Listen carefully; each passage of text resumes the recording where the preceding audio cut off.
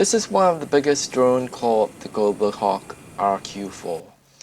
It is rather old. It took its first flight on 28 February 1998. And if you were wondering if this was the same type of drone that was shot down by Iran a few days ago, unfortunately yes. The Global Hawk was shot down over the Gulf of Oman on 18 June 2019, with this video showing the smoke trail as it goes down. Welcome to another episode of Defense News Asia. These are the stories of the men and women that manned the Global Hawk drone.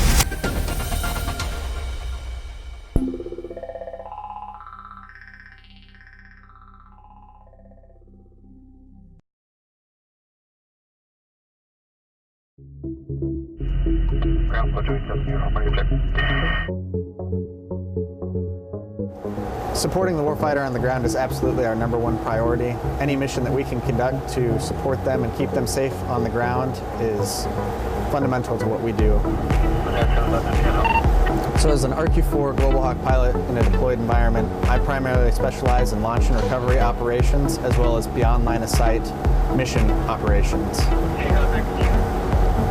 As a launch recovery pilot, we'll actually take the aircraft off, get it into safe airspace for the mission control element to take over and conduct the missions.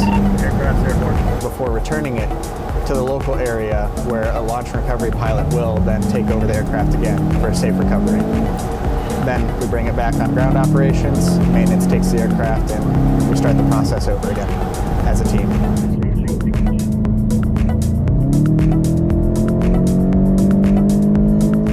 Work on all the mechanical aspects of the RQ-4 Global Hawk. So we're kind of like an all system, so we do all the hydraulic, the landing gear, engine, which anything that really moves is what we work on. It's a pretty rewarding feeling, knowing that every time it's in the air flying, that it has the possibility to save lives, and it's a good feeling knowing that something that you work on is as important as it is. So most of your airliners that people are familiar with operate at 40,000 feet or maybe 42. We're generally operating 10, 15, or 20,000 feet above most aircraft. So all the team members for Global Hawk operations are required for us to actually accomplish the mission. Without maintenance, we wouldn't have an aircraft or a ground control station to operate out of. And without the mission control element, we wouldn't have a home station pilot to actually conduct the mission. And then without launch and recovery pilots, the aircraft wouldn't be able to get airborne in the first place.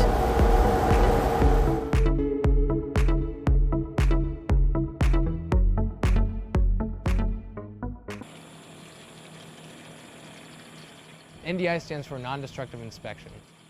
How I explain it is we're kind of like doctors for aircraft. So there's scheduled maintenance, like a scheduled checkup, and then there's also things that happen. So that's like a random occurrence, pretty much, you know. You fall over and you break your leg, you go to the doctor. So since these aircraft, the RQ-4 specifically, is composite, we're making sure nothing's going to crack during flight and potentially be a catastrophic failure where the pilot would be lost or the aircraft would be lost. The main ways we do that is we do quite a few different versions of inspections. Every base has their own ones that they are more specific in. Here at Beale Air Force Base, we mainly do penetrant inspections, and then what is right here, the mouse inspection. So we're using ultrasonic inspection, which is shooting sound into the part, and then a device is waiting for the sound to come back, and it's creating an actual physical image. This is a very specialized version of ultrasonics. Only 2 or 3 bases in the Air Force use this version. I'd say we are the lead, though. We're producing more with it than other bases that are using it. The entirety of the wings, the V-tails, all the parts that we inspect, since they're all composite and they're all these giant areas, I mean, this sometimes takes a week or two. If you were to do it with just a single transducer, it would take you months. So it helps tremendously because of its rate, it's how many transducers it has, and everything like that. So with that image that we get back, we're able to tell based on different colors on the screen whether the part is defective or separating. We'll forward that up to an engineer, and then the engineer would say, okay, that's good, or say what type of repair for our sheet metal guys to come out and do.